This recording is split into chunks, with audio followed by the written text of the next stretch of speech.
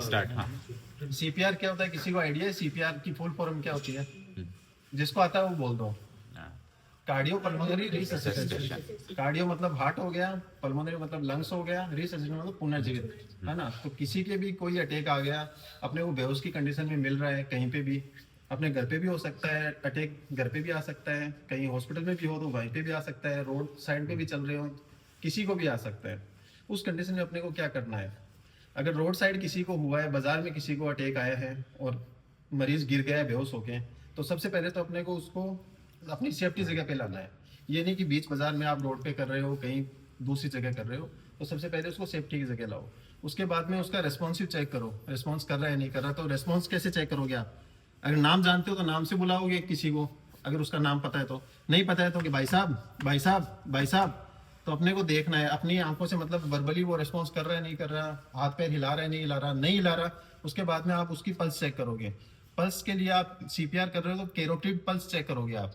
तो कैरोटिड अपनी थायराइड के 1 सेंटीमीटर लेटरल साइड में आप चेक करोगे तो फील होती है अपने को। तो कैरोटिड चेक करोगे, कैरोटिड पल्स भी फील नहीं हो रही, उसके बाद में आप सीपीआर स्टार्ट करोगे। इसके बीच में आपको क्या करना है? असेसमेंट कर लिया आपने कि रिस्पॉन्स नहीं कर रहा, पल्स चेक कर ली, उसके बाद में कॉल फॉर हेल्प के लिए करना है आपको, एम्बुलेंस को 108 पे कॉल करना है। अगर वहाँ पे और भी लोग हैं तो आप किसी और को बोल दो, क्योंकि आप बोलोगे आपको सीपीआर भी करना है तो टाइम वेस्ट होगा उसमें।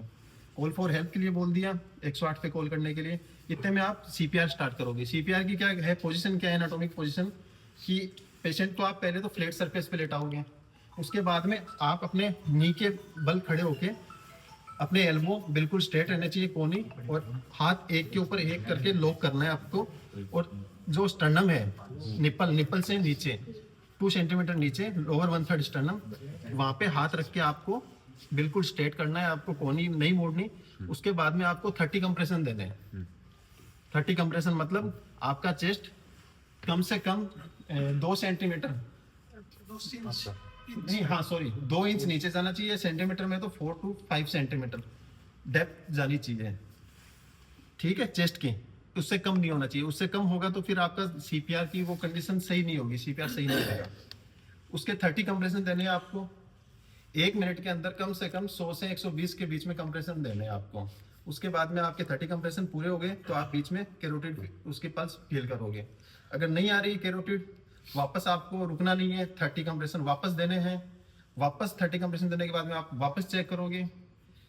और अगर बीच में ब्रीथ भी देना चाहो, आजकल कर दिया है कि ब्रीथ की वो नहीं कर रही, मतलब नेसेसरी नहीं है, कि अपने को पता नहीं है अगले पेशेंट के किसी टीबी भी हो सकता है, कोरोना हो सकता है, कुछ भी हो सकता है। अगर ब्रीथ हो तो ब्रीथ आपको देनी है 30